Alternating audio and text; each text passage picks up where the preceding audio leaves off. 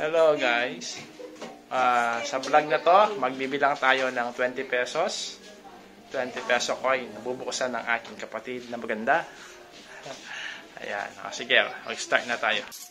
20 pesos. Piggy bank. Malato.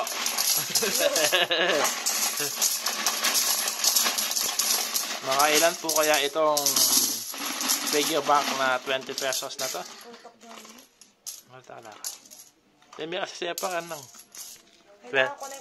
20 pesos. 20 pesos pero may 2 piso.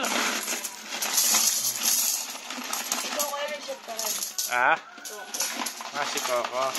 Ayan guys. Dami. Uy, mayroon pang 1,000. Akin na lang to. Kayo sa'yo na lahat yan.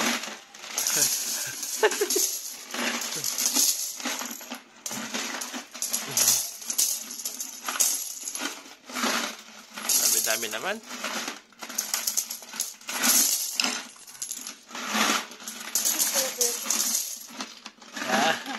Tatlong piso na yan. 4 na piso.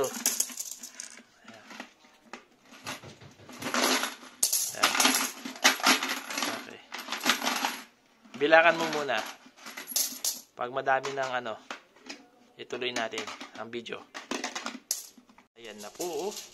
Nagbibilang na po. So, mga ilan kaya ang pera na yan? Nasa 20,000 kaya yan? Ha? Yan, update na po tayo. So, ilan yung ganito? 200? 200. Bilangan natin. 1, 2, 3, 4, 5. 1, 2, 3, 4, 5. 1,000, 2,000, 3,000, 4,000, 5,000, 6,000, 7,000, 8,000, 9,000. Oy, may 10,000 na Tapos madami pa dun. 10,000 dito. Hintayin na natin. Ayan. 10,000 na. So, meron pa dun. Tingnan natin yan. Yan. Aabot kaya yan ng 20. Ay, 15,000. Yan 14,000. Malapit na mag 15,000. Ayan. Nasa 15,000 lang. Yun guys. So, hindi na natin bibilangin ng saktong bilangan ng mga ipon niya. Basta nasa 15,000 at konting sobra. Ayan guys. So, yung mga 10 pesos na yan. May na yan. Ayan, dideposit niya lang sa bangko. 15,000 pesos.